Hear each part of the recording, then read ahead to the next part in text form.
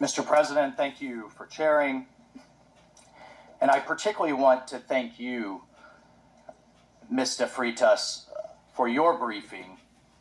And I'll point out that Mr. Freitas is in exile, having fled the regime. Thank you for your courage, and thank you for shedding a light on the true atrocities of the illegitimate Maduro regime. This past weekend, colleagues, the United States successfully carried out a surgical law enforcement operation facilitated by the U.S. military against two indicted fugitives of American justice, narco-terrorist Nicolas Maduro and Celia Flores.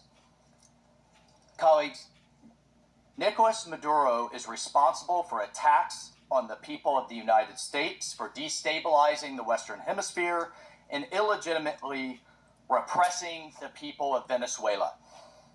As Secretary Rubio has said, there is no war against Venezuela or its people. We are not occupying a country. This was a law enforcement operation in furtherance of lawful indictments that have existed for decades. The United States arrested a narco trafficker who is now going to stand trial in the United States in accordance with the rule of law for the crimes he's committed against our people for 15 years. A similar action was taken in 1989 against Manuel Noriega. He was arrested, indicted, convicted in a court of law, served in prison in the United States and in Panama, and the Panamanian people, the American people, are safer for it. And undeniably, the region was more stable. This law enforcement action was directed consistent with the President of the United States' responsibility as Commander-in-Chief to protect Americans at home and abroad against a fugitive who is directly responsible for narco-terrorism that has killed hundreds of thousands of Americans and created destabilizing violence throughout our hemisphere. Nicolas Maduro and his co-defendant, Celia Flores, have been transferred here to the United States to stand trial for their crimes.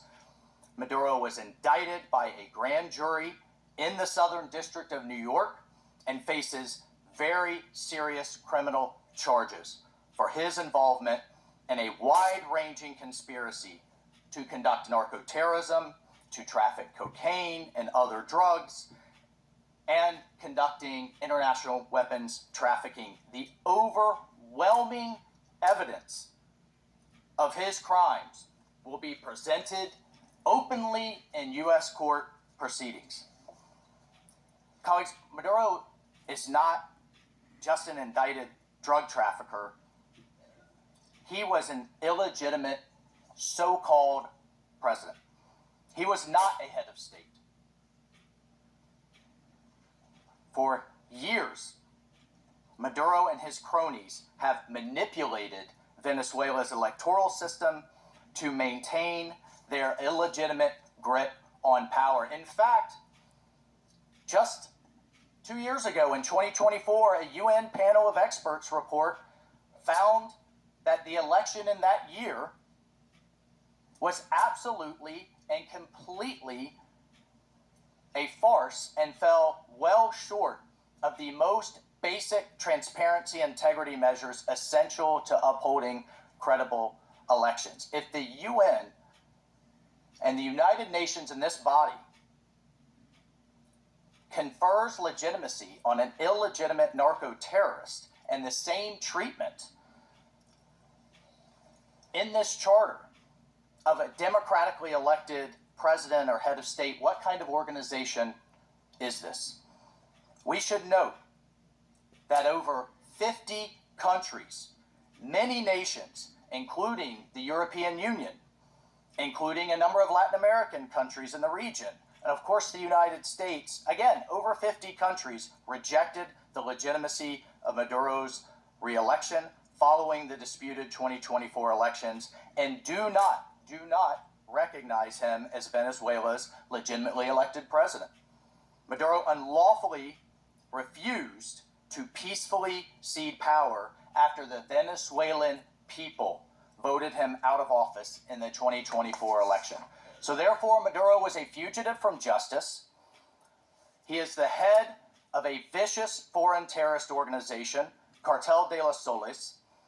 This regime-sponsored enterprise coordinates with and relies on other vicious criminal organizations, namely Tren de Aragua, again, among others, to carry out its objective of using illegal narcotics as a weapon against the United States. And for its part, Tren de Aragua is a designated foreign terrorist organization with thousands of members, many of whom have unlawfully infiltrated the United States and are conducting irregular warfare and undertaking hostile actions against the American people and against the United States. It's terrorizing criminals commit brutal crimes, including murders, kidnappings, extortions, and human, drug, and weapons trafficking.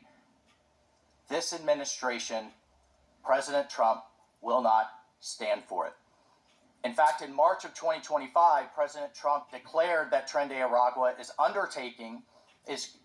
quote, Tren de Aragua is undertaking hostile actions and conducting irregular warfare against the territory of the United States, both directly and at the direction, clandestine or otherwise, of the Maduro regime in Venezuela. Maduro and his cronies have partnered with some of the most violent and prolific drug traffickers and narco-terrorists in the world for decades, facilitating the flood of illegal drugs coming in the United States, estimated to be several hundred tons annually. He has become rich, incredibly wealthy, off the misery of untold numbers of Americans, Venezuelans, and others, aiding and abetting international terrorist organizations like Hezbollah, coordinating with corrupt Iranian officials, and other malign actors to influence not only the region, but to malignly influence the United States. In fact, in its own 2025 World Drug Report, the United Nations Office on Drugs and Crime identified Venezuela as a key trafficking route in the Western Hemisphere, the illegal drugs, predominantly cocaine, entering the United States and increasingly Europe. As Secretary Rubio stated just yesterday, this is the Western Hemisphere. This is where we live. And we're not going to allow the Western Hemisphere to be used as a base of operation for our nation's adversaries and competitors and rivals of the United States. You can't turn Venezuela into the operating hub for Iran, for Hezbollah, for gangs, for Cuban intelligence agents, and other malign actors that control that country. You cannot continue to have the largest energy reserves in the world under the control of adversaries of the United States, under the control of illegitimate leaders, and not benefiting the people of Venezuela, and stolen by a handful of oligarchs inside of Venezuela. But it doesn't stop there. Numerous UN and international human rights organizations have issued reports documenting serious human rights abuses by the Maduro regime, including reports of extrajudicial killings, political prisoners, torture, and arbitrary and unlawful detentions. In fact, over 8 million Venezuelans have fled the country, destabilizing their neighbors in the region and creating the world's largest refugee crisis. Members of this council, colleagues, the United States wants a better future for Venezuela.